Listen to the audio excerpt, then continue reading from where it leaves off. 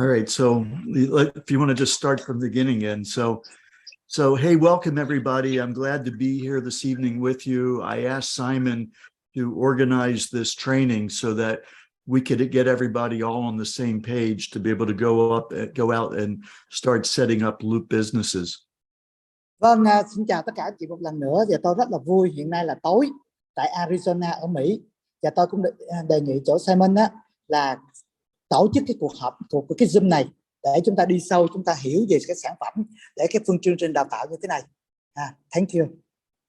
Okay, that's great. Let me go ahead and share my screen. Can you just... Chào tôi một tí, tôi sẽ mở cái màn hình ra, vừa chia sẻ vừa đào tạo, vừa chia sẻ cái màn hình này.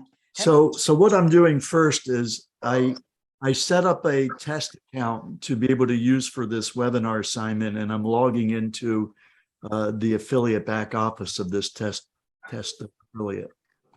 Về cái mục đích mà đào tạo ngày hôm nay đó, ngày hôm nay thì tôi đã dùng cái website này, tôi log vô trên văn phòng bên trong á, để mục tiêu là để đào tạo chuyên đề của cái iHub Meta.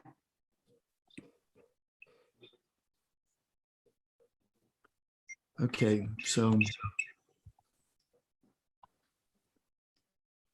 right now, hold on one second.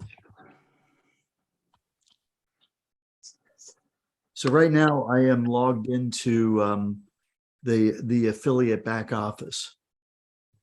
Và hiện nay tôi nằm bên văn phòng bên trong á, back office của cái affiliate của iHub Meta. So this is what the back office for a Meta affiliate looks like. Now, in this particular case, I set it up just as a Meta affiliate, where some people who were already iHub affiliates, they have the full back office that includes Helium and travel. But this is just a Meta back office. So that's just to make it sure that you understand that in case it's a little different than the way it looks for you. Yeah.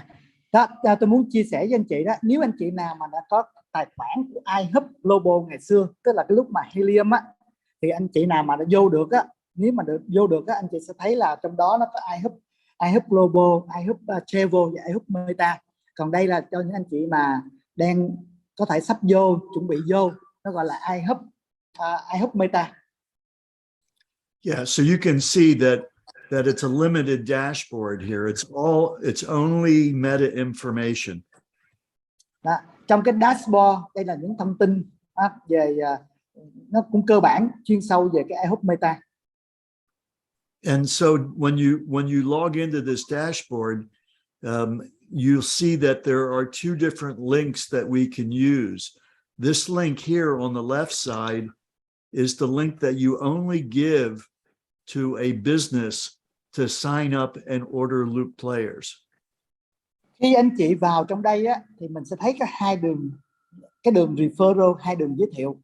Cái đường đầu tiên á, là để khi nào mình có một chủ doanh nghiệp trực tiếp mà mình giới thiệu ra đó, thì gửi cho người ta cái đường link này, cái link đầu tiên. And this link on the right is the one that you use to invite people to become an iHub Meta affiliate, and all they'll see is what you're seeing here. They won't see anything about Helium hotspots or iHub travel. Và cái đường link thứ hai đó để dùng để mà chúng ta giới thiệu những đối tác của chúng ta, những người giống như mà mình không có chủ doanh nghiệp, mình không phải là chủ doanh nghiệp, mình gửi ra để người ta kết nối á, thì khi mà người đó nó gọi là affiliate đó, họ vô cái văn phòng bên trong như thế này nè, thì họ cũng nhìn thấy những cái thứ mà chúng ta đang nhìn thấy.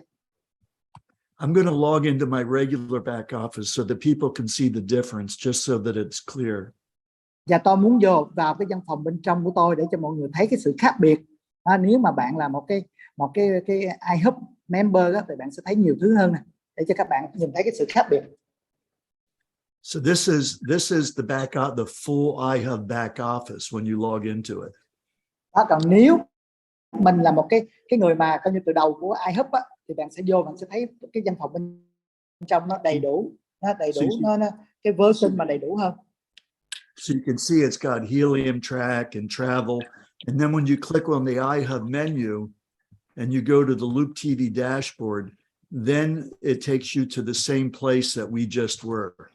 Đó, nếu cái tài khoản này đó là khi bạn vô như thế đó, bạn sẽ thấy được iHub Global nè, là cái Helium á, và mình thấy iHub travel, và cái thứ ba là iHub Meta. Thì bấm vô iHub Meta đó, nó sẽ dẫn mình vô cái dashboard, tức là cái bảng điều khiển anh chị. Thì giống như mình là cái người mà thành viên của iHub Meta nhìn thấy. Yeah, I'm just going to go back to the other one. Okay, here we go. Đó, thì bây giờ quay trở lại, chúng ta đi sâu vô cái iHub Meta. Okay, so here's somebody that just became a brand new Meta affiliate. Đây là những người mới tôn, người đầu tiên, người mới trở thành cái iHub Meta. Thì họ sẽ vô, họ sẽ thấy như thế này. So one of the situations that has been a bit of a challenge is in the dashboard, we've got a menu item that says Get Loop TV for Business. Một trong cái mà thử thách đó, là trong cái dashboard chúng ta thấy cái từ là gì ạ? Get, tức là đặt hàng á, cái Loop TV cho doanh nghiệp. But if you click on that, you'll find that it will take you to this pop-up page that we've added in here just to make this clear. Và khi mình click vô cái đó, mình nhấn con chuột vô cái đó, thì nó sẽ dẫn cho mình qua cái trang mà để mà mình bắt đầu đặt những cái sản phẩm nha anh chị. Thì đó là nó có những cái điều kiện trong đây. So it's telling us that this page is only for affiliates. That it's telling us that we're attempting to order Loop TV from an affiliate account. Đó, thì cái này nó cho mình biết là gì ạ? Đó, mình đang cố tình mình là affiliate mà mình đi đặt cái thiết bị này là không đúng anh chị. So, and it says that we're not allowed to order Loop TV devices from our own account unless we're the owner of the business. Cái điều này có nghĩa là gì? Họ muốn nhắc mình lại đó là bạn không được phép đặt cái thiết bị này nếu bạn không phải là chủ doanh nghiệp. Có nghĩa là mỗi người phải là chủ doanh nghiệp thì mới được đặt cái thiết bị, chứ mình không thể dùng cái tài khoản mình đặt cái thiết bị này cho người khác. And then it says if we're wanting to refer a business to be able to order them, we have to first send them our link so that they could sign up as a business and order their own Loop players. Mình muốn người bạn mình, cái đối tác mình là chủ doanh nghiệp á, để đăng ký order đặt hàng cái thiết bị này đó, thì mình phải gửi cái đường link này nè, cái đường link cho người chủ doanh nghiệp. Thì người chủ doanh nghiệp sau khi đăng ký đó thì họ phải vô cái tài khoản của họ để đặt cái thiết bị này. Because and the reason that this was put in here was in the beginning we were actually ordering a Loop player as a demo unit, and it kind of set the stage for people to misinterpret the purpose of ordering the Loop players from the affiliate back office. Một trong những lý do mà chúng tôi phát hiện ra đó ngày xưa đó là dùng để đặt cái thiết bị này coi như là giống như là demo, trải nghiệm thử nghiệm, nhưng làm cho người ta hiểu nhầm là người ta phải đặt cái đó cho những cái đối tác mình là không đúng. Nên cái điều này nó nhắc rõ lại anh chị, nếu anh chị là chủ doanh nghiệp thì mới đặt, còn nếu mà anh chị là phát triển thôi, không phải là chủ doanh nghiệp á, thì phải gửi cái đường link cho người chủ doanh nghiệp đăng ký là thành viên, và người chủ doanh nghiệp phải vô cái tài khoản riêng của họ để đặt những cái thiết bị này. However, do we have to start over, or can you like merge what we did with what we're going to do now? I just stop at the explanation. If you are that's okay. I mean, owner, yeah. I can edit that together for you. If you can send me both the recordings, will be fine. Okay, for sure. All right, so I'll just continue where we are. So I want to be clear what the purpose of Get Loop TV for Business is. There are legitimate affiliates that actually own their own business outside of iHub, where they have a business where they have TV screens in their business and they want to order players for that business. Tôi muốn nhắc lại cái điều là gì ạ? Để cái người chủ doanh nghiệp á, họ có TV, họ muốn order những cái thiết bị này để mà để cái thiết bị này để một phần của quảng cáo và có những cái chi phí, cho những cái thu nhập. And so one of the things that we have to understand though is an affiliate can't register their own business and earn the business the $100 in OVM per screen on their own business. Okay. You So want, affiliate you want me to repeat that so that you can translate it? Yes, please. Okay, so you're not allowed to register your own business. So in order, if you do have a business that happens to have screens, then this is what you do. You go into your affiliate back office and you order the screens, as opposed to sending yourself. Let me just go back to the dashboard real quick. So what you're not allowed to do is you're not allowed as an affiliate to use your business link and send it to yourself to register your business independent of your affiliate position. Tức là cái điều này nhắc lại nè, bạn không thể nào dùng cái tức là bạn bảo trợ ra bạn. Tại vì mình mà bảo trợ ra mình á, như thế nó vi phạm cái luật. Có nghĩa là nè, bạn không phải là bạn có chủ doanh nghiệp nha, bạn có chủ doanh, bạn không thể nào vừa là affiliate rồi bạn bảo trợ ra bạn. Tại vì khi mình bảo trợ ra cái bảo trợ ra mình á, có nghĩa là mình muốn lấy cái số tiền đó cho mình được nhiều nhất, cái luật nó không cho phép. Bạn có thể là chủ doanh nghiệp thì bạn đăng ký là bạn là chủ doanh nghiệp, chứ không thể là bạn là bảo trợ ra chính bạn để làm chủ doanh nghiệp.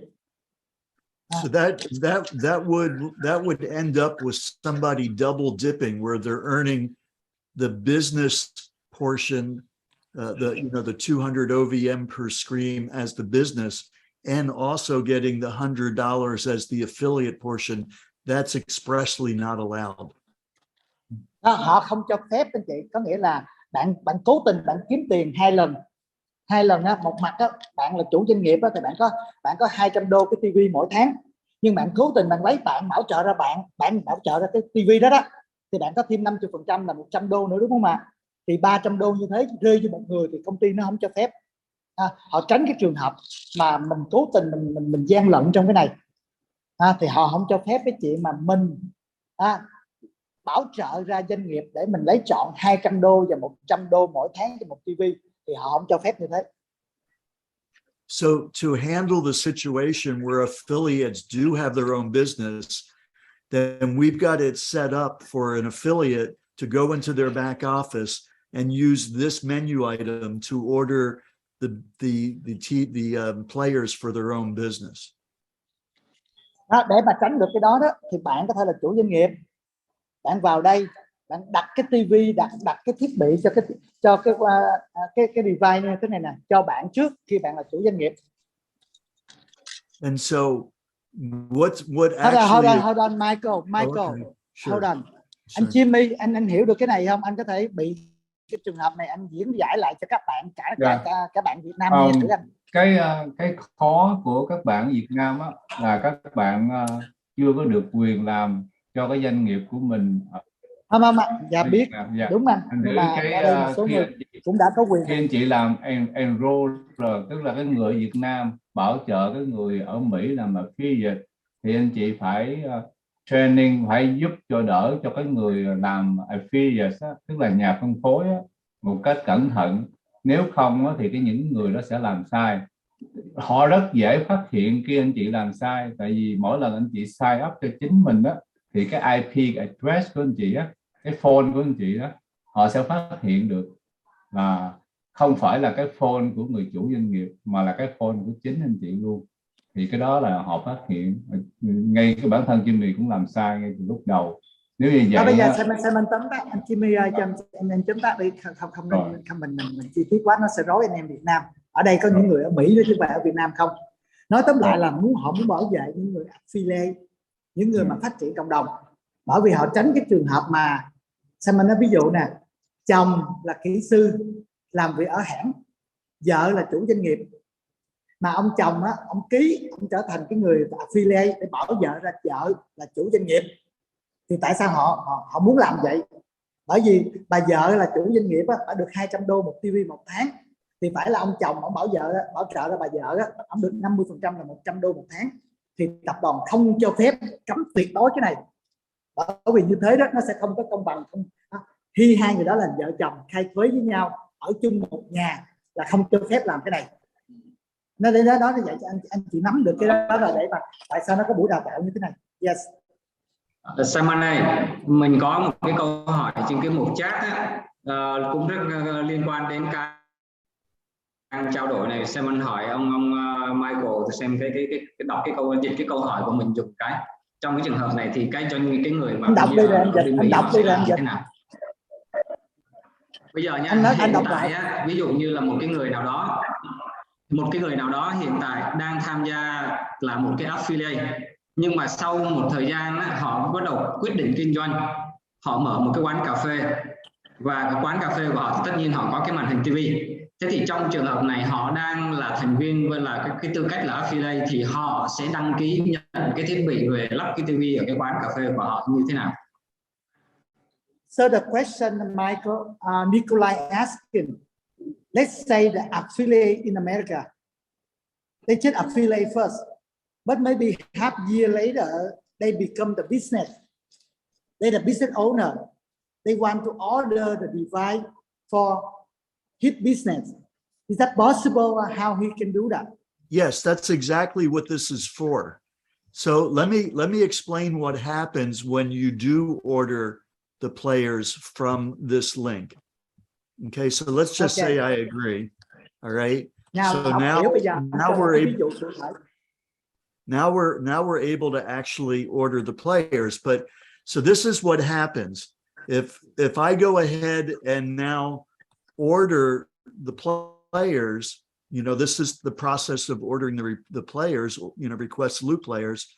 What actually happens is that this business, my business as an affiliate, I've got my own business and I'm ordering players, but the business is not my customer as an affiliate. It actually becomes the customer of my sponsor. Do you understand that, Simon? So if you sponsored me and I came in as an affiliate and I'm ordering loop players for my own business, a legitimate business, even though I'm doing it for my affiliate site, it actually is your customer and you get the $100 per screen. I get the $200 per screen as the business owner, but you get the $100 per screen as the sponsor of the business when we do it this way. So I want to make sure that this is clear. So let's ask questions and make sure everybody understands.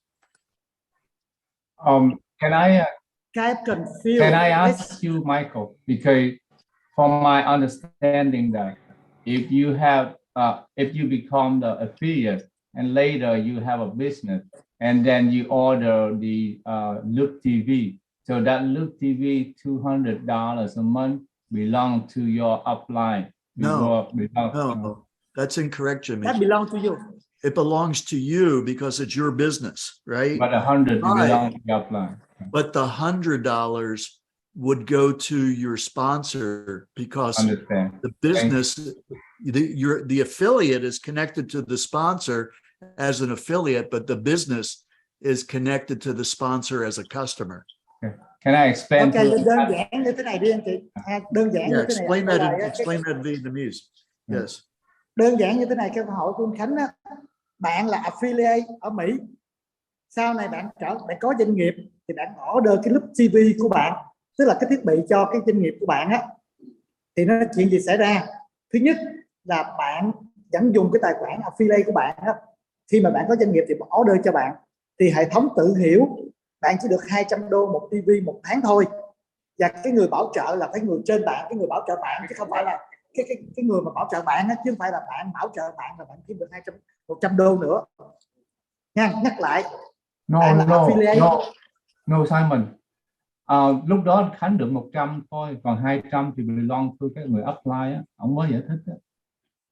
make sure hỏi là ông câu này. No, Tại no, Jimmy. no, no, no, no. anh Jimmy hay là Michael, Hiểu we sai confused rồi. now. We confused now. Michael, let me ask again. You are affiliate in America.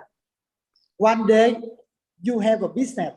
You apply, you order the device. Let's say one device, because you have a business later on.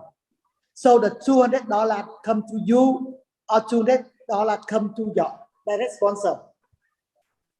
That's correct. So let's say 6 months from now, I open up my own business and I have one TV and I order a player using this particular menu item. So I will get the $200 to me as the business owner, but since you're my sponsor, you would get the $100 because the affiliate can't have a business as their own customer. Okay, thank you. I got it now. Nha anh Jimmy, em dịch trúng anh Jimmy. Đúng rồi. Rồi, thank you. Okay, thank you, Michael. Yeah, Yeah, we understand.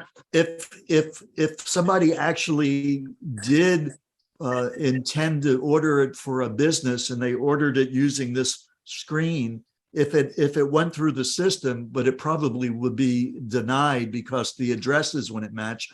But nonetheless, if it did go through, then the affiliate would end up getting the $200 and the actual business would get nothing.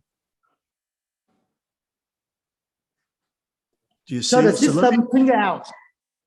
So I don't want to spend too much time on this particular thing. That the most important thing about understanding this menu item is it is only used for an affiliate that happens to have their own business. That's not going to be the majority. So I want to show you how you actually set up a business to order their own TVs. Ok, thì thôi bây giờ ông không muốn bỏ quá nhiều thời gian cho cái topic này, cái nội dung này, nhưng mà muốn là bạn vừa là affiliate mà bạn vừa là cái chủ doanh nghiệp thì cũng hiếm khi, thì muốn cái đăng ký nó như thế nào, để muốn cho mình hiểu cái cách để đăng ký thiết bị. Yes, go ahead. Okay, one second. Let me just test something here real quick. I'm gonna just prepare on this other page.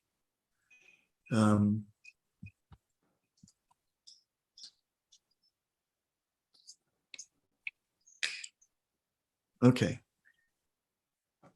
So let me just make sure I'm sharing the right screen. So this is how, okay, so now I'm an iHub Meta affiliate. This is where we were when we started. And let's say that Jimmy is a business that I'm talking to, and Jimmy wants to get loop players. Go ahead and translate that. Ok, bây giờ trong cái back office mà nói về iHub Meta đó, cái loop TV á, thì giả sử anh Jimmy là chủ doanh nghiệp, thì đó thì sẽ làm như thế nào? So this is how I would do that. I am going to use this link right here. It says refer a business to iHub Meta, order loop TV. Đầu tiên á, bởi vì tôi biết anh Jimmy là chủ doanh nghiệp, thì tôi dùng cái đường link này nè, refer to business to iHub Meta đó, để mà giới thiệu trực tiếp chủ doanh nghiệp đó. And notice in this link, it's got the word share. Đó, anh chị nhìn chữ trong cái link đó, nó có cái từ share, có nghĩa là cái đó là để cho chủ doanh nghiệp á. Okay, so let me go ahead and copy this link, and then I'm going to go ahead and share a different screen. Rồi, thì cái share, nhớ lại anh chị, một bên là affiliate là cái đường link thứ hai, còn đường link đầu tiên là cho chủ doanh nghiệp share. Now, one thing it's important to understand is that if you've got a device where you're logged in to iHub and you use that link, it won't work properly. So go ahead and say that, and then I'll demonstrate it. So again, so you can copy the link for the business and just go ahead, Michael. Yeah. So what I want to demonstrate here right now, Simon, is I'm on a device and I'm logged in already as an iHub Meta affiliate, and then I open up a new tab and I put that link in. Okay. And, you know, it's got my username Cái and link it's đó for là cái link share. của chủ doanh nghiệp, anh chị nhìn thấy không? Cái share đó là cái link của chủ doanh nghiệp. Yes, we understand. Okay. So when I do that, it takes us to the business landing page. This looks correct. But if I click Get Luke TV for Business, it's just going to go right to my back office because I'm already logged into the back office. Đó, khi mình vô mình bấm cái nút bấm cái đó thì mình sẽ vô cái back office của cái doanh nghiệp của mình. Yeah. Okay. Cái ý của ông nói ở đây đó là khi mà mình dùng một cái màn hình của mình đó, mà mình login vô một cái mới, nó trở về cái cũ, tại vì cái IP address nó đọc được đó là mình chưa có sign out cái cũ đó, thành thử cái mới nó không có active được, không có order được. So this is what, this is important because if you're in a business and you're using your laptop or your device or your phone to enroll them, you've got to make sure that you're logged out of iHub before you go to register them. Ok, anh chị nhớ nha, nhiều khi mình dùng trên một cái thiết bị của mình rồi mình kỹ là mình kết nối với người kia đó, mình phải log out khỏi cái đường link, cái trang web riêng của mình, cái back office của mình, văn phòng bên trong á, thì mình mới log in vô lại được, chứ để không nó nhảy vô cái trang cũ của mình. So I'm going to go ahead and log out of this account right now. Hãy log out trước, chứ làm exit ra ngoài, nhảy ra ngoài hết đã. Okay. And now let's see if it works. I'm a little, because I just closed the tab before without logging out, it may still be a problem, but let's find out. I'm going to go ahead now and put in my link, the same link, and we'll see if it works this time. Đó, cái link, đúng rồi, do cái link của doanh nghiệp đó, để xem như thế nào. Đó, khi mình bấm vô đây. And you can see now it's working. Now it is taking us to the registration screen where the business can sign up. So again, if you're using your device to sign up a business while you're there, make sure that you've logged out of iHub before you try and register them. Tức là mình đang trong cái iHub của mình là affiliate, mình muốn đăng ký cho cái người mới nha anh chị, thì make sure đó, khi mình đăng ký người mới như thế mà có mình phải thoát ra khỏi cái tài khoản của mình cái đã, là mới đăng ký vô, thì nó sẽ mới hiểu được đúng với cái thủ tục, cái quy trình đó là như thế. Okay, so let's say now that we're I'm registering a business. Now, just to make it clear to the staff that this is a test situation, I'm going to say this is demo Muốn test thôi, muốn demo cho mình thấy á, ví dụ anh đăng ký đó, cho một cái người, just so they won't make a mistake and process this like a real business. đó, thì đây là muốn demo cho mình thấy được cái cách đăng ký gì. I'm just going to put in an email address and a phone number. Email nè, số phone nè. And so when it says create a username, that's the username that is part of the link. So in my case before, I was using Freedom888 as my username. So I'm going to create a username and I'm just going to call this demo business as my username. Tức But là it cái can be tên tài whatever they khoản, want. cái username nào đó thì nó trở thành một phần của cái đường link giới thiệu đó. And the country needs to be in the United States for it to be a business account. Là business thì cái tài khoản bắt buộc phải nằm ở Mỹ. Đấy, tôi đang đăng ký cho cái người mà là chủ doanh nghiệp đó chị. And then they agreed to the terms of service. And now I'm registering this as a business, as my customer. Đăng ký như một chủ doanh nghiệp. So you need to change the email. All right, I gotta come up with another email. Let's just I'm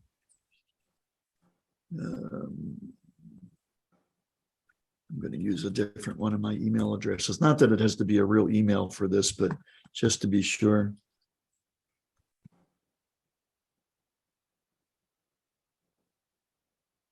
đó, đặt một cái, anh chị nhìn thấy là cái cách mà đăng ký cho chủ doanh nghiệp á, là chủ doanh nghiệp thì bắt buộc số phone quốc gia tại Mỹ. Okay, so now I just created a business. A Đã business tạo được một chủ customer. doanh nghiệp rồi đó, thì bây giờ mình vô cái trang web của chủ doanh nghiệp. Okay, so now it takes me to the screen where I can order the loop players for this business. Và lúc này đó nó đưa mình vô cái màn hình để chúng ta có thể đặt những cái thiết bị cho mình là chủ doanh nghiệp. So I would go in and I would put in the same thing, the name of the person. Let's just call it Tom Rồi Business. đặt tên đó, đặt tên của mình,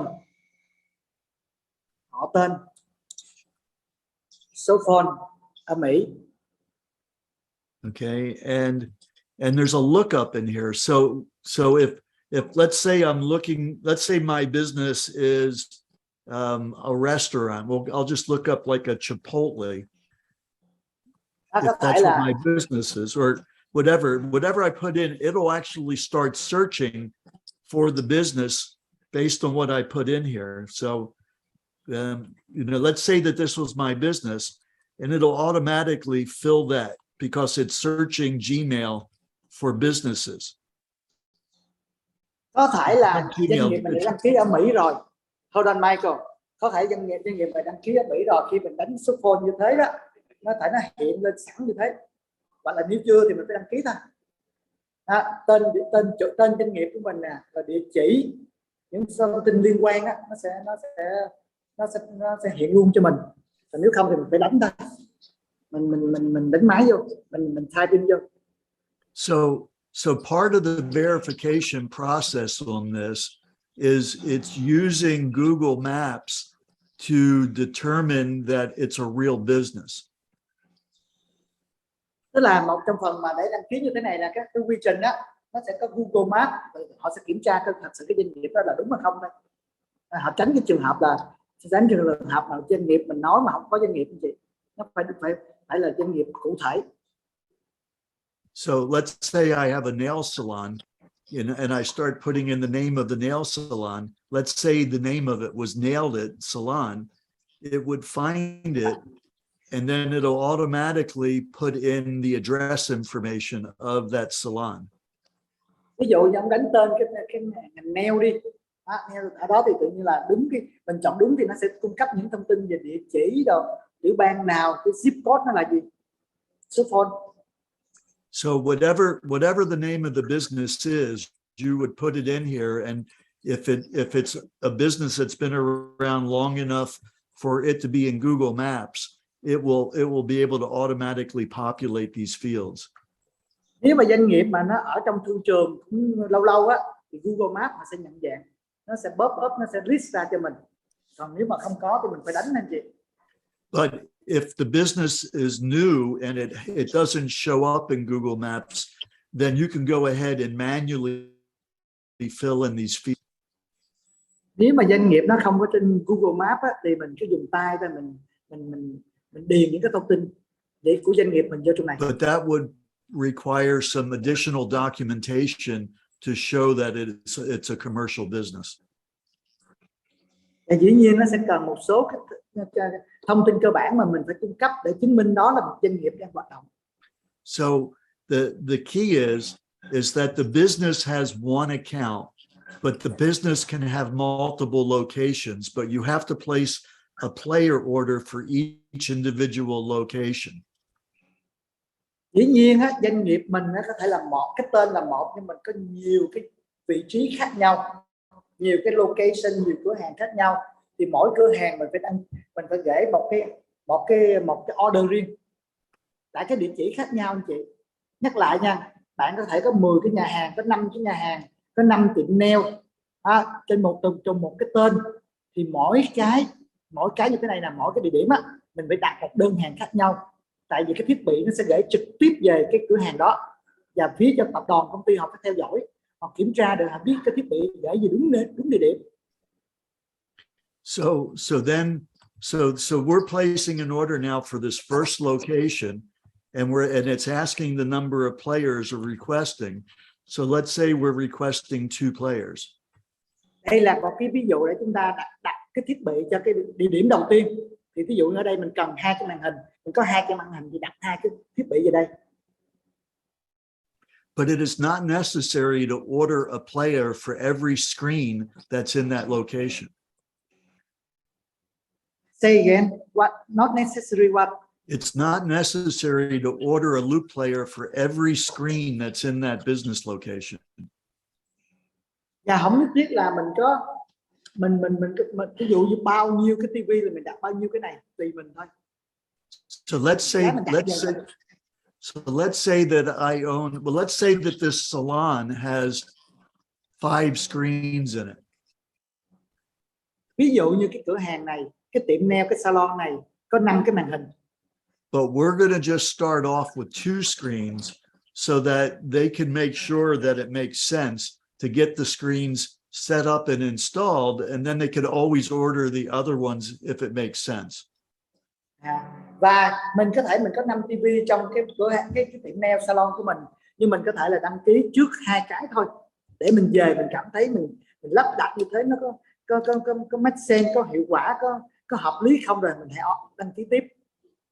So let me give an example of when it doesn't make sense to put a player on every screen. Tôi muốn đưa một cái ví dụ mà nó sẽ không có hợp lý nếu mà tất cả TV trong cửa hàng của mình á đều lắp cái thiết bị này. So let's say that the screens are positioned in such a way as the customers can see multiple screens at the same time. Ví dụ như có cái vị trí mà thành viên, cái khách hàng họ nhìn nhiều cái màn hình một lúc. So if each screen is playing a different channel, it's not a problem. Nếu mỗi màn hình với nhau mà coi như nhiều cái channel, nhiều cái kênh khác nhau á, thì ok. But if each screen is playing the same channel, it can be a problem because they won't be synced properly. Đây cái đông quá. So do you understand that, Simon? Nếu mà chiếu chung một cái chương trình đó, thì 2 cái TV nó không có sync, nó đúng đó. Tức là nó không có. Tức là họ tránh cái trường hợp mà 2 cái TV mà mình mở cùng một chương trình thể thao, đá banh hay là nhạc đó, mà 2 cái như thế mà lắp đặt 2 cái nút kế bên như thế này, 2 thiết bị kế bên thì nó không hợp lý, nó không nhận dạng ra được. So let me just explain what I mean by that. So let's say that the way their screens are set up is everybody can see all the screens the way the TV screens are set up in their location. Go ahead and translate that and I'll continue. Try to figure out. Or if you want, I'll just explain it to you first, and then once you've got the concept, you can translate it. So let's say that we're in a nail salon, and they've got 5 television screens in the nail salon, and they're all playing the same content. They're all playing the same channel. You understand that in Loop TV, there are dozens of different channels that could be playing. And it's not a problem if each TV is playing a different channel, but the problem exists if they've got every one of those TVs tuned to the same channel with a separate loop player, because then they won't be synchronized and they'll be all watching the same content, but out of sync with each other, and it will be a chaotic experience. So we're not allowed. Well, to do that. it's not a matter of not being allowed to do that. It's not good policy, because the whole purpose of this is to provide the right environment in the business for the customers to have a good experience. And if the customers have a bad experience because there's too many players on TVs that everybody can see playing the same content, it's chaotic. It doesn't create the intended effect. It doesn't create an entertaining experience. So what you would do in Yeah. a situation like that is you would have one player and then you would split the output from that player to all the TVs. So they're all playing exactly the same content synchronized together. Now But that's they if you're order only, one. so that's only They if order one everybody's device playing the or same five thing. device. Again, Michael, they, yes, in this case, they should be order one device or five device.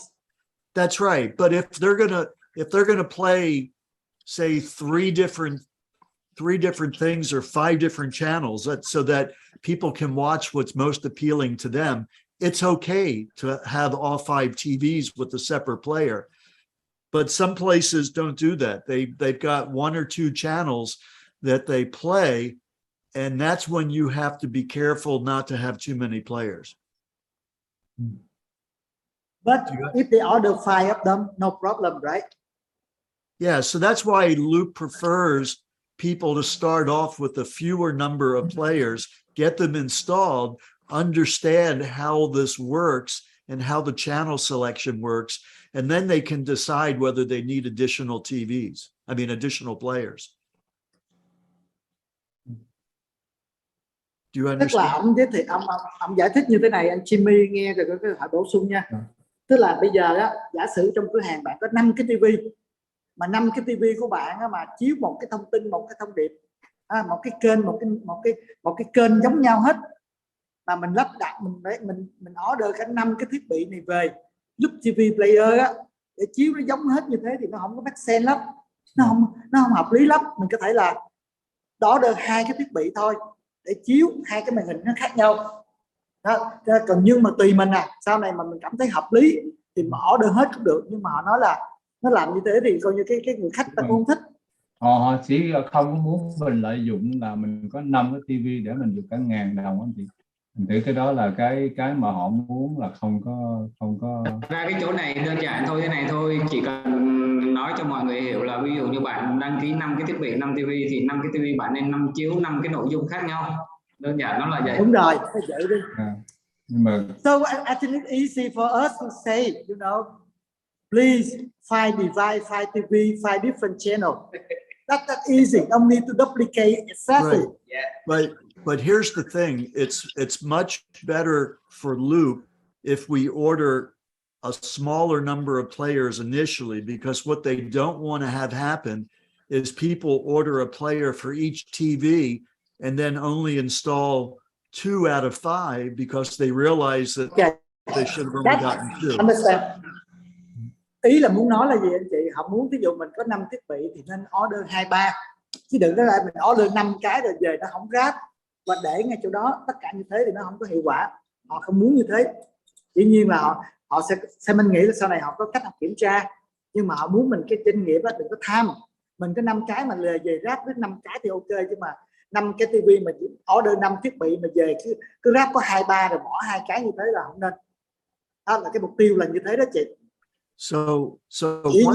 So once they get their few players installed, then they can go ahead and order more and they'll be shipped within a week. So there's no problem. Even if they were to call Loop directly to get the additional players, the affiliate still gets credit for each screen. Nên cái tốt nhất á, mà để mà hiệu quả hết á, bạn không nhất thiết phải order hết tất cả những cái tivi mình có trong cửa hàng.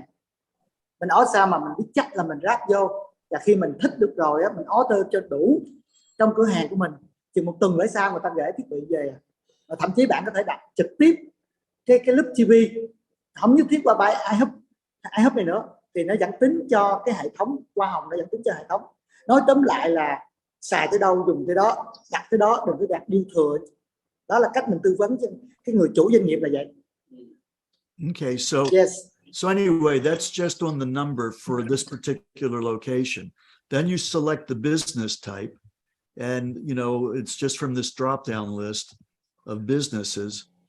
You just ví dụ trong trường hợp này mình đăng ký 2 cái thiết bị, là mình coi cái ngành nghề mình nằm cái gì đó, thì mình bên tay trái đó select the business type đó, thì mình sẽ chọn cho đúng cái doanh nghiệp của mình. And then it asks to describe where you plan to install them and how you plan to use them. And you can basically, you don't have to go into too much detail, but you can say, describe the install and use. The use would be to entertain, whatever makes sense, to entertain customers. And then maybe one installation is going to be to show signage, digital signage. It depends. In other words, you don't have to go into too much detail, but the one thing that you don't want people to be saying is, oh, I'm ordering this so I can make $200 a screen. They want to understand that people are doing this to produce the ideal results in their business. Does that make sense? Got it. Okay. I made a mistake before. So cái mục mô tả này nè, mình có thể mô tả là gì, người ta muốn hỏi mình muốn dùng cái đó để làm cái gì, muốn cái thiết bị ráp với cái tivi, cái màn hình trong cửa tiệm mình á dùng để làm gì. Mình không cần phải chi tiết lắm đâu, nhưng mình có thể mô tả là có thể là đưa thêm những cái giải trí, những thông tin, cái video giải trí cho khách hàng nè, hoặc là mình quảng cáo thêm bằng cái màn hình cảm ứng, cái sản phẩm trên cái digital á, signage của mình á, chứ không họ không muốn mình, tức là cái mình đặt vô đó thì được cái để ích gì cho cái tiệm. Họ không muốn nhìn cái kiểu là để kiếm thêm 200 đô, dù là mình biết là chuyện vậy, nhưng đừng có đánh lộ liễu quá là coi như là tôi ráp bởi vì tôi muốn 200 đô. Họ muốn là cái ráp TV này nè giúp ích cho doanh nghiệp bạn cái gì, chứ không nhất thiết bạn vô đó bởi vì tôi muốn thêm 200 đô tôi đánh như vậy thì nó lộ liễu, nó không hay lắm. Họ muốn nhìn thấy là những cái màn hình như thế này nè giúp cái gì cho doanh nghiệp của bạn, phong phú đa dạng giải trí thông tin. Yes. No, I'm sorry, I didn't mean to cut you off. Let me know when you're done. Yeah, I'm done. Yes. Okay, so I just want people to understand that the monetization of this is coming from the advertisers, and it makes no sense for an advertiser if every screen is seen by everybody in the same location. Then really it's just the same as if there was one screen. They want to make sure that they're getting the best value for their advertising dollars. Đó, tức là họ muốn nói như thế này nè, tại vì mình là affiliate, mình hiểu trước khi là mình tư vấn là mình tuyển dụng doanh nghiệp vô là gì ạ? Mình lấy tiền của những công ty quảng cáo, đúng không ạ? Lấy tiền của quảng cáo nó trả cho mình thì mình quay lại mình trả cho những chủ doanh nghiệp, cho những người cùng phát triển cái kênh này. Họ muốn là coi như là mình có 10 cái màn hình gần nhau, cùng một nội dung, cùng một cái quảng cáo như thế đó, thì nó lại không hợp lý, tại vì phải cái nội dung nó khác nhau cho mỗi cái màn hình như thế đó. Thì cái đó là cách mà họ muốn mình hiểu được cái đó để khi mình tư vấn cho nó tốt. But if they're different channels that are playing, then there'll be different ads because the ads are determined based on the channel content. So if somebody's watching a sports channel, then that gives a certain demographic of the customer. There'd be an ad for that particular channel. But if another channel was, say, lifestyle, where they've got, cooking recipes and cooking and things like that, it would be a different kind of advertiser. So that's a different situation. Okay, got it. Tức là như thế này anh chị. Thí dụ như á, mình chọn cái kênh mà mình chiếu về thể thao đi, thì tự động đó cái box cái thiết bị này sẽ hiểu được quảng cáo những cái gì liên quan tới thể thao. Nếu mình chọn cái phong cách sống là để nấu uống một món ăn ở nhà hàng gì đó, thì tự nhiên nó sẽ có cái quảng cáo đi theo cái chuyên đề đó, thì nó sẽ hợp lý hai cái tivi kế nhau trong một cửa hàng, nó chiếu hai cái chuyên đề khác nhau, chứ không muốn là một cái thể thao giống như nhau rồi chúng ta giống như nhau, và như vậy thì quảng cáo cùng một cái quảng cáo nó không hiệu quả. Hai tivi có thể chọn hai chương trình khác nhau như thế nào đó thì nó sẽ hợp lý hơn nhiều cho cả cái người mà tài trợ quảng cáo quảng bá như thế này. Okay, so Yes. so if we covered that adequately, I don't want to spend too much time on it. Vâng, thì đó là tôi cũng không muốn là bỏ quá nhiều thời gian trong cái mục này. Tạm là anh chị đã hiểu được cái mục tiêu mà cách mình đăng ký như thế. Okay, so then they need to agree to each of these statements. This one shows that the person ordering it has the authority to order the player. This one shows that it's for commercial use and it's in a publicly accessible business. And this one shows, it says that there's an approval process and they may be contacted for further evaluation from Loop to understand that, you know, to make, if there's any confusion about the business, and then they can go ahead and they click it for that particular location. Ba cái mục mà trước khi chúng ta đăng ký họ sẽ hỏi mình. Cái đầu tiên đó mình hiểu được cái đó là mình là cái người quản lý cái tiệm, người chủ, người business owner, có người quyết định được cái này trước khi mình đặt cái thiết bị này không. Cái mục thứ hai đó là cái này để dùng cho commercial use, tức là doanh nghiệp, chứ không phải là mình đem tới cái chỗ mà có khách vô khách ra được á, chứ không phải là mình đem sách cái này đặt ở nhà rồi mình bảo là họ bán là không đúng. Cái thứ ba đó là gì ạ? Đó thì cái này á, có thể là lúc TV mà cảm thấy mà thông tin chưa đủ, họ có thể liên lạc mình bằng phone, bằng email gì đó để họ kiểm tra lại, có thể xảy ra. Thì ba cái điều kiện này mình suggest để đăng ký cái thiết bị này.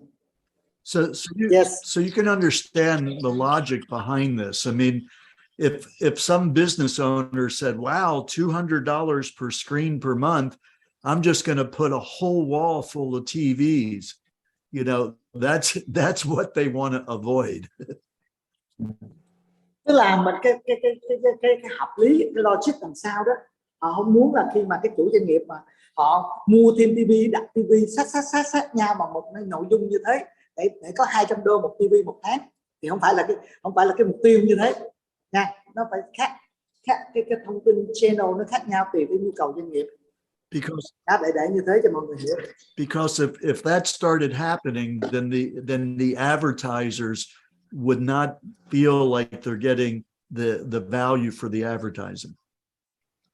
Bởi vì nếu mà mình tranh thủ mình làm như thế, cùng một nội dung TV chằng chịt nhau, chiếu cùng một nội dung như thế á, cùng thể thao giống nhau á, thì cái quảng cáo nó giống nhau, thì những người mà bỏ tiền ra, những công ty mà muốn quảng cáo á, họ cảm thấy là không có hiệu quả khi số tiền họ bỏ ra quảng cáo cho doanh nghiệp họ, thì họ không muốn như vậy. Okay, so once we fill all that out, we go ahead and we click the request for the TVs. Đó, sau khi mình điền hết thông tin thì mình yêu cầu mình đặt, mình nhấn vô cái nút mà mình đặt hàng, thì đây là cái màn hình nó hiện ra. Okay, now it's not required, but if we want to expedite or increase the speed of the business being approved, we could upload a utility bill or a water bill or anything related to the business, so that we know, so that Loop knows that the person who ordered it has the authority to order it for the business. Cái trang này á là không bắt buộc, nhưng mà muốn nhận cái sản phẩm nó nhanh, cái thiết bị về nó sớm á, thì giúp cho công ty để xác thực nó nhanh hơn. Thì cái đầu tiên á, có nghĩa là mình những cái bill điện thoại, điện nước, hay là những cái utility, những cái thì mình đưa cái bill đó lên, cái hình ảnh chụp á, để biết mình là người mình là người chủ hoặc là người quản lý cái tiệm đó, mình có cái thẩm quyền để mình đặt cái thiết bị này. So again, it's not required to do this, but it will make the process go faster. Nhắc lại, nó không bắt buộc mình phải làm cái này, nhưng nếu mình làm cái này đó, nó sẽ nhanh hơn khi mà họ thẩm định rồi họ chuyển cái thiết bị cho chủ doanh nghiệp này. And then the same thing with uploading photographs showing the interior of the business, focusing on the areas where the TVs are present and visible. Dạ, cũng cái suy nghĩ đó, cái hợp lý đó đó. Nếu mình chụp được những cái màn hình mà cái TV trong tiệm của mình, mình upload lên, mình đưa lên này á, thì giúp cho công ty á, họ thẩm định nhanh hơn. Họ biết mình là trong cái cửa hàng mình đã có những cái TV nào trên tường treo ở đâu đó, thì giúp quyết định nó nhanh hơn để mà ship cái sản phẩm, cái thiết bị này về cái doanh nghiệp của mình. Okay, so then we'll click done uploading files. Sau khi mình làm như nó thì mình sẽ upload cái tài khoản cái hình ảnh nó lên để mà xác thực cho nó nhanh hơn. Yes. So now it congratulates us that the order was placed. You know, there's a little bit more of a training there. And khi mình làm xong thì nó chúc mừng mình và cái đơn hàng mình đã được đặt rồi và đang chờ đợi, và có những cái video ngắn ngắn đào tạo trong đó thì có thể mình tiếp tục nghiên cứu thêm. okay, so now they can go ahead and they could order another location and Okay. basically Dạ, do có the thể mình same vô. thing. Okay, got it. So now Sao they're order. So now they would go through the same process, but they would put in a different location for their same business. They would use their same name and up here, but now they would put in the business address information of the second location that had, if a business owns multiple locations, and they can do this for as many locations as they have. Chúng ta vừa xong một cái vị trí đầu tiên, cái vị trí cửa hàng đầu tiên, cái tiệm đầu tiên, thì chúng ta có thể bắt đầu đặt hàng, đặt thêm cái thiết bị này cho những cái cửa hàng khác của mình. Cũng thông tin doanh nghiệp này vẫn nằm ở những vị trí khác nhau, mỗi vị trí là đặt một cái đơn hàng khác nhau, số thiết bị khác nhau, mình có thể dùng cho nhiều cái vị trí nếu mình có nhiều cái cửa hàng khắp nơi. Yes. Okay, because they have to ship the TVs to the location where they're going to be installed. I don't mean the TVs. They have to ship the players to the location where they're being installed. Mình làm như thế đó thì công ty sẽ chuyển cái thiết bị này là cái màu đen đen á, cái player á, cho tới từng cái địa điểm. Các doanh nghiệp mình có thể khắp địa điểm khác nhau, thì nó sẽ ship số lượng đúng tới từng cái địa điểm anh chị. And that's so that the advertisers have more demographic information, because it may be slightly different for each location in terms of the type of clientele. Đó, thì như vậy sẽ giúp cho công ty họ cũng định vị được là mình có nhiều cái địa điểm khác nhau, cửa hàng vẫn nằm khắp nơi, và họ có cái cách họ định vị là cái khách mà tới cái cửa hàng đó, cái vùng đó thì có thể là đối tượng là ai để cho cái quảng cáo nó hợp lý cái nội dung quảng cáo đó chị. Có những nơi là trẻ em nhiều, người lớn nhiều, người già nhiều, thu nhập như thế nào, họ sẽ có những cái cách họ tự động họ tính vào, họ đưa cái quảng cáo loại gì cho cái cửa hàng của mình tại địa điểm đó. Đó là mục tiêu mà họ muốn mỗi cửa hàng phải đặt khác nhau là vậy, mỗi địa điểm khác nhau. Okay, Yes. so what if we, instead of going to set up a business, we're actually looking to enroll somebody as a customer? I mean, as another Meta affiliate. That's what our intent is to sponsor somebody. Đó, bây giờ nãy giờ là mình nói về business, còn bây giờ giả sử như mình muốn bảo trợ cái người mà phát triển affiliate đó, thì đây chúng ta sẽ làm như thế nào? Yes. So now, this account though is a business account, so they're not set up as an affiliate. But if they said, Simon, this is fantastic, we love doing this, I've got, you know, several people that I know that have their own business that want to do this too, how do I refer them? Then that business then can go here and apply to become an affiliate so that they can enroll other businesses. Hồi nãy giờ chúng ta làm á, bởi vì cái tài khoản này là chủ doanh nghiệp, anh chị nhìn thấy là đặt từng cái địa điểm như thế. Sau khi mình vui, mình happy, mình cảm thấy là thú vị á, mình muốn giới thiệu cái này cho những người chủ doanh nghiệp khác, hoặc mình giới thiệu cho những người affiliate khác á, thì mình phải vô cái phần mà đăng ký apply để trở thành cái affiliate. Mình phải làm cái bước này. Okay, Yes. let me just go back to my other account. Hold on. Anh sẽ quay lại một cái tài khoản. Yeah. Now, and once they're an affiliate, if an affiliate wants to enroll another affiliate, they don't use their share link because that's for customers. They use the link over here that has the word affiliate in it, and they would send this link to somebody to sign so that they would be signed up as an affiliate rather than a business. Yes. Khi mà anh chị muốn kết nối với người affiliate nha, chứ không phải là chủ doanh nghiệp, thì chị nhớ lấy cái đường link á, nó có chữ affiliate ở giữa đó chị, thì cái đó để mình kết nối những cái người mà không phải là chủ doanh nghiệp, người muốn phát triển cái cộng đồng này thì mình lấy cái đường link này nè, mình gửi cho họ. So the affiliate has a lot more affiliate related training in their back office than a business does. The affiliate has all this information that's here. Dĩ nhiên là affiliate nó sẽ phải được đào tạo nhiều hơn chủ doanh nghiệp, phải nói cái gì làm cái gì á, thì đó là cái đường link nó sẽ có nhiều cái đào tạo trong này lắm. But if we go back to the business account, let me go ahead and do this one. Bây giờ mình trở lại cái tài khoản của doanh nghiệp hồi nãy á. Then you'll see that if we look at the training videos that are in the business account, they've got just the ones that are related to the business. They don't see all the affiliate information that would confuse them. Đó, ở trong này họ tổ chức cũng khá tốt, họ để những cái video clip tài liệu để chuyên cho người chủ doanh nghiệp thôi, nó không có nhiều như những affiliate. Thì cái người chủ doanh nghiệp có thể vô đây nghiên cứu, đọc, xem thêm, đào tạo thêm. Yes. And so they would see FAQs that are just related to the businesses. So it's a smaller number of FAQs, and the tutorials and the token information just related to the business. Khi người chủ doanh nghiệp người ta vô đây có những câu hỏi đáp thường gặp thì họ vô những câu hỏi thường xuyên hoặc là thường gặp hoặc câu trả lời á cho doanh nghiệp, và những cái video clip liên quan tới chủ doanh nghiệp thôi. Đó, thì chúng ta là có thể vô xem thêm rất nhiều cái thông tin trong này dành cho chủ doanh nghiệp. So I think that's basically what I wanted to share, Simon. Does anybody have any questions? Đó thì cơ bản bữa hôm nay là tôi muốn chia sẻ cho anh chị những cái điều cũng muốn nói khi mà bạn làm affiliate hoặc là bạn đăng ký cho đặt cái sản phẩm player á, cho chủ doanh nghiệp, thì các anh chị có những câu hỏi gì không ạ?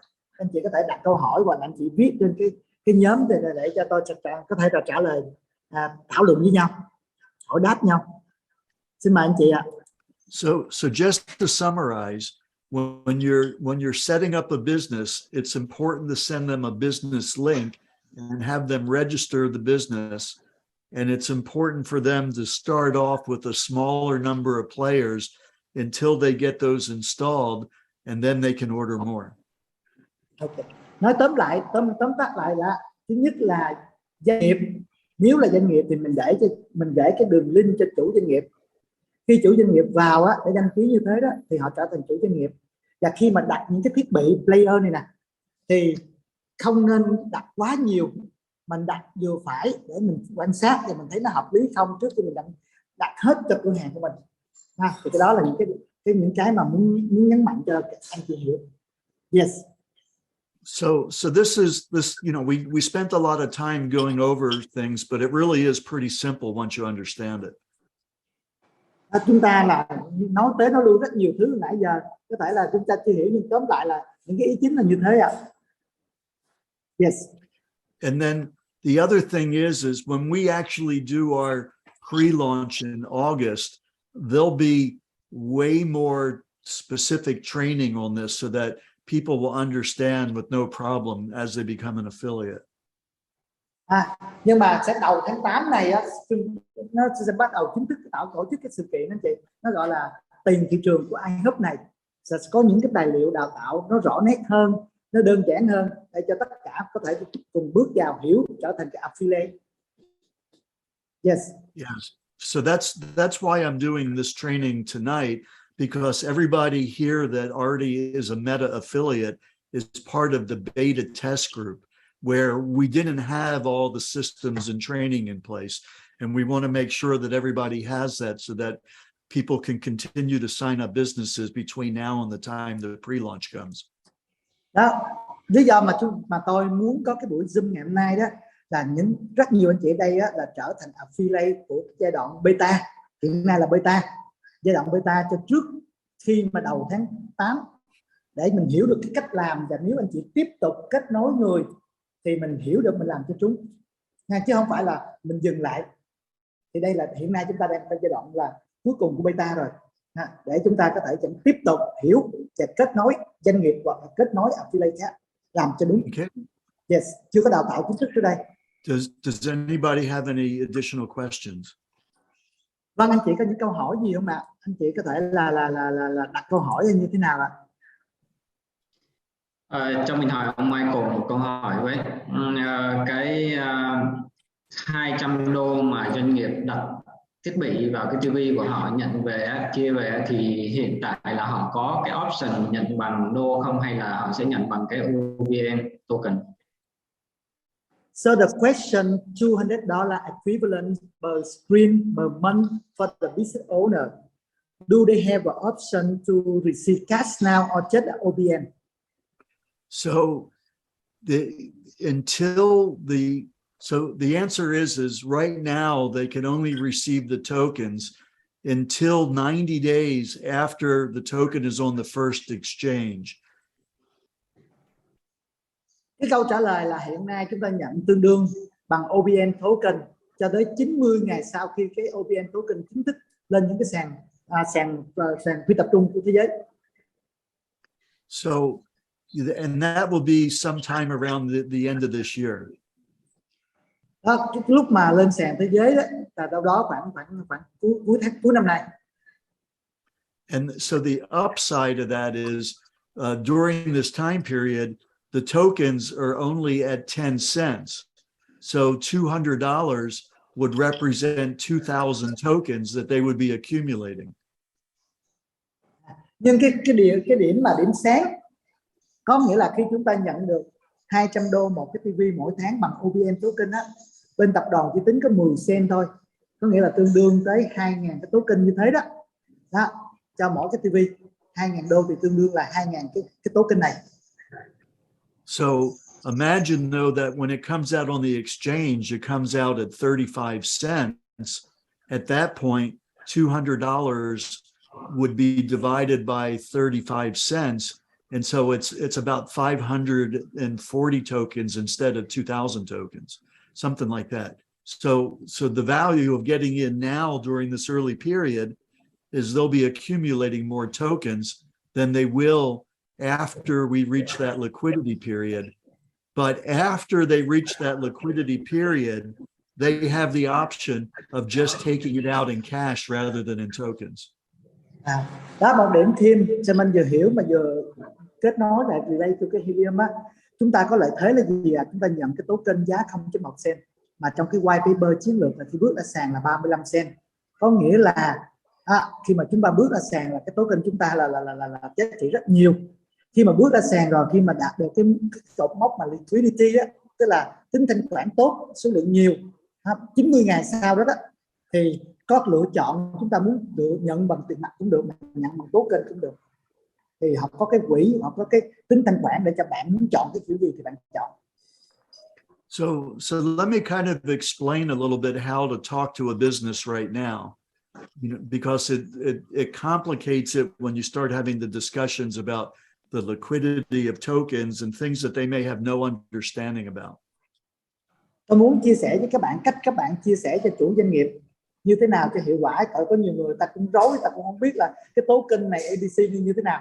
Yes, Michael. So what we're actually finding is that businesses, when they learn about the loop player, they learn about the free programming, they learn about the ability to create their own promotional signage on the screens, they're very excited about getting the loop players without even any discussion about how much they're going to earn per screen per month. Ví dụ như người chủ doanh nghiệp sao người ta biết được là cái gì ạ? Có cái chương trình Loop TV như thế này nè, có nhiều cái thông tin, nhiều cái video clip, 450.000 luôn nha chị, nó được giấy phép của Mỹ đó, là nhiều cái thông tin nó hay, rồi họ cái gì đó là họ được miễn phí, cái gì cũng miễn phí, cái thiết bị miễn phí, và họ có thể chỉnh sửa, coi như là customize, chỉnh sửa cái quảng cáo của doanh nghiệp họ, cái thực đơn, cái gì, cái menu của họ trên cái đó theo cái ý của họ đâu, thì họ rất là hào hứng để họ vô cuộc, họ hiểu, chưa biết đó là được trả bằng cái gì, có cái quyền lợi gì hơn. Yes. So we're finding that if we start talking about the payment of money per screen, it raises so many questions. It's easier just to get them to order their loop players first and then say, oh, by the way, let me tell you how you're also making an income from these screens besides the benefit of the player. Cái đầu tiên như thế đó anh chị, thì sau khi giúp người ta mà order 1-2 cái tivi, 1-2 cái thiết bị, thì sau đó mình hãy nói nhân tiện đây các bạn có muốn là coi như là có những cái nguồn thu nhập thêm không để mà đi kèm theo cái này. Bởi vì mình nói ngay từ đầu giải thích có nhiều lắm. Yes. Yeah, and then it's very easy to say to them, so by the way, Simon, you know, there's also funds that you're going to be receiving for having these screens, and we're in our beta launch period of this, and you'll be accumulating the ability to start receiving money on it after the first of the year. Yeah, khi mà nói như thế đó thì bạn sẽ có cơ hội gì, bạn sẽ có được một cái số tiền, cái dòng tiền lại đó, để có thể là chuyển đổi thành coi như cái tiền sau cái 1 năm ạ. And that way you don't have to get into a big discussion about a new cryptocurrency token, it not being on the exchange yet. What does it mean to be on an exchange? And all that conversation really becomes, you know, secondary to them being excited about having the players in their business, which is what we're finding. Và mình sẽ tránh được cái trường hợp mà ngay từ đầu giải thích quá nhiều, quá phức tạp, nào cái OBN token là nhận token, rồi khi nào lên sàn, khi nào thanh khoản, như nào tiền mặt. Thì bản thân họ đã tiếp cận thị trường á, cái content mà 450.000 cái video clip cắt lỗi á, nó hay lắm.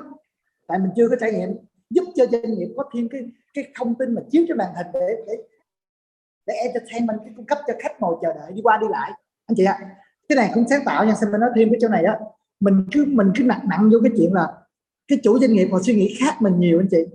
Có thêm tiền rất tốt, nhưng mà ngay từ đầu mà chưa biết gì hết, nào giải thích cái token nó là cái gì, rồi tiền nhận như thế nào, thì các kiểu á, chưa chắc là cái ưu tiên một của họ đâu.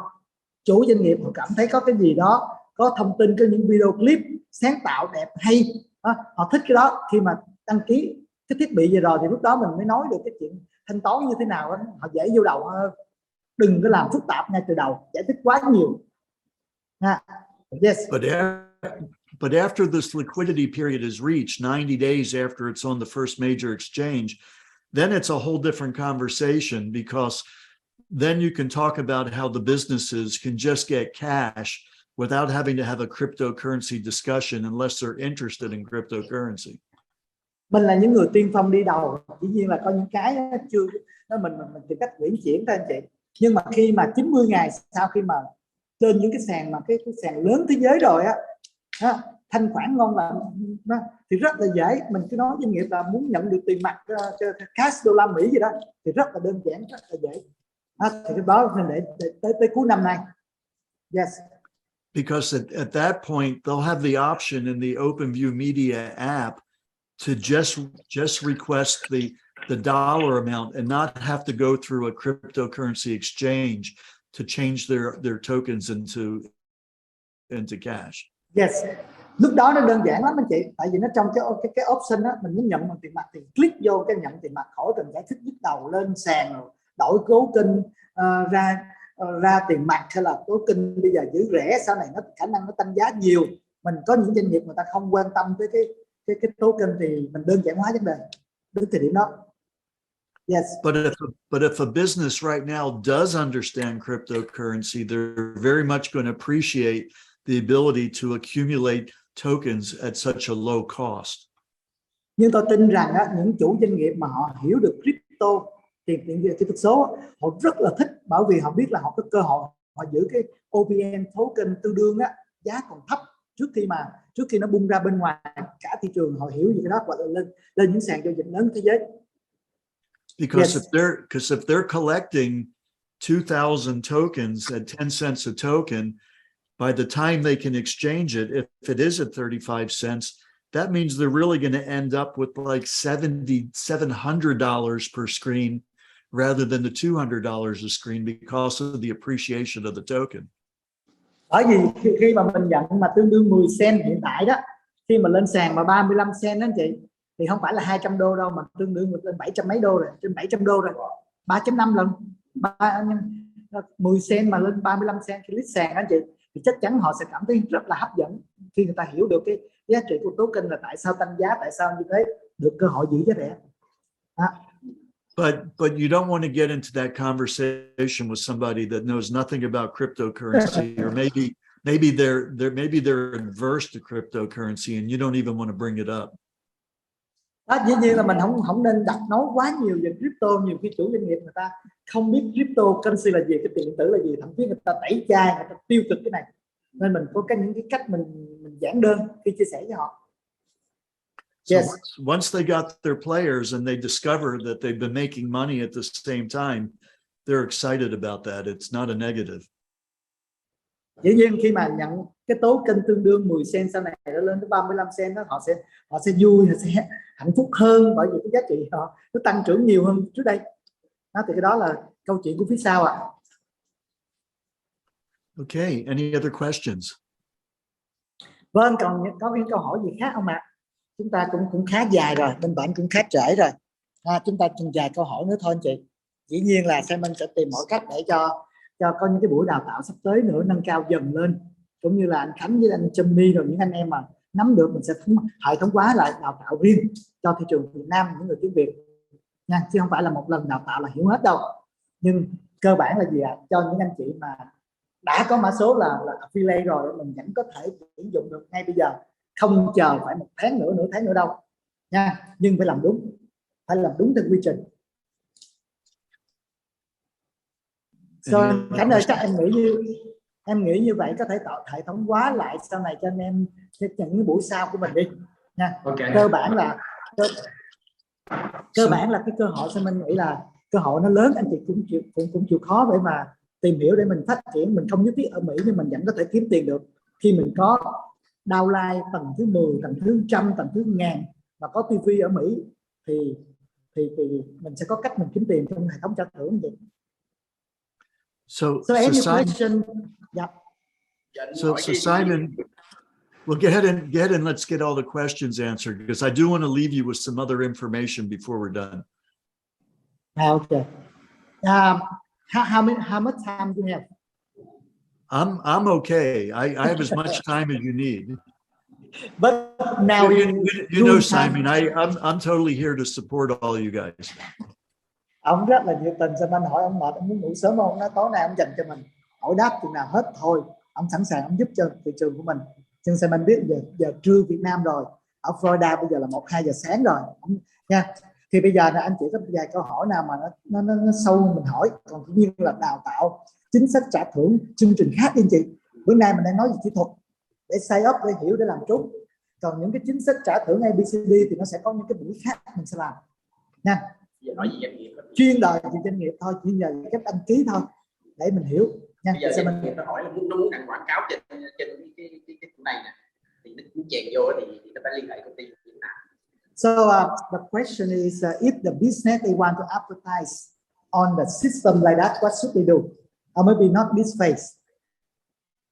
So when we say that the business advertise, we're talking about them creating their own promotions for their own customers, but they won't be advertising on other people's businesses.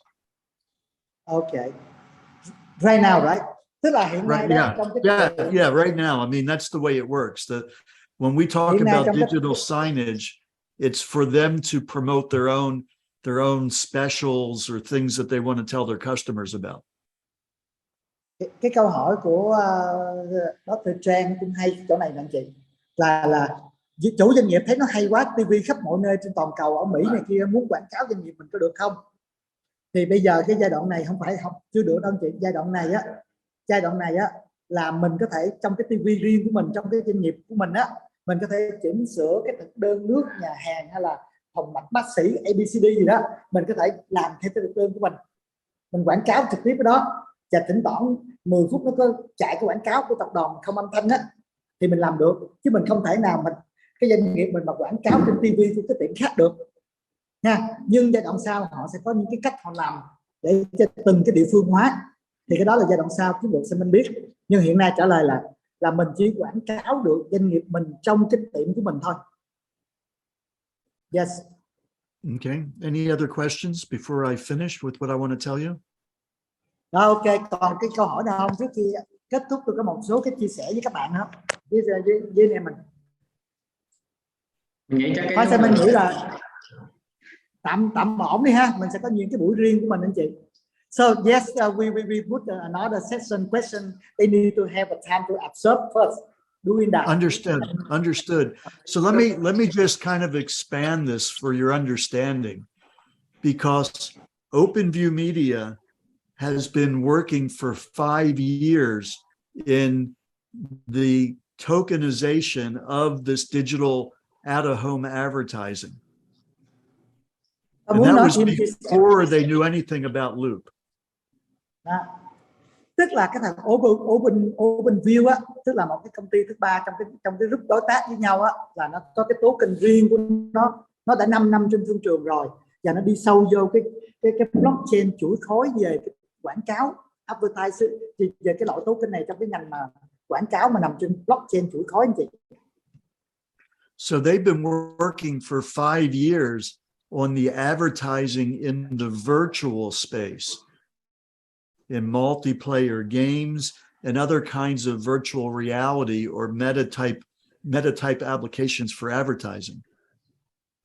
Và họ trong 5 năm cái nghề của họ là họ chuyên sâu về cái chuỗi khối blockchain và metaverse, rồi về cái quảng cáo quảng bá, nói chung là về advertising, marketing. So that's actually a much larger market than the market of businesses that have television screens. Và cái market này nó lớn lắm, lớn hơn rất nhiều so với cái thị trường mà của TV truyền hình. And that's also a market that's going to be a lot quicker to get internationally out there, because with the Loop players, they have to have the licensing on their content, whereas in the metaverse, the advertising is just that, it's for advertising. And instead of paying the business, they're going to pay the tokens to the person that's watching the advertising in the virtual world.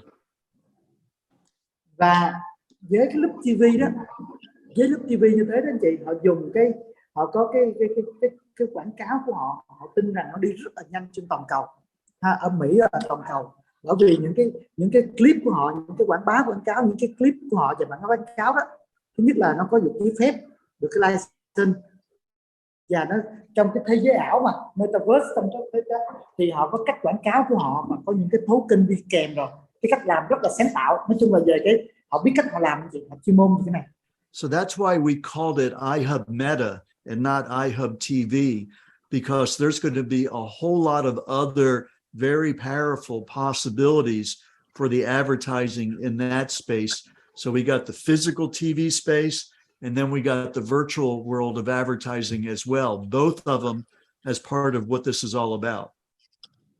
Và chính cái đó mà tập đoàn của chúng ta đó đặt cái tên là iHub Meta, chứ không muốn gọi là iHub TV, bởi vì chắc chắn sẽ có rất nhiều cái dòng sản phẩm khác nhau, không nhất thiết là cái màn hình cụ thể physical, tức là cái màn hình mà mình rờ nắn được, mà nó còn có nhiều cái cách làm trong cái thế giới ảo. Nên cái định vị của mình là iHub Meta, nói tóm lại là nó sẽ có rất nhiều sản phẩm vô. Okay, so I just wanted to give you an idea of what's coming.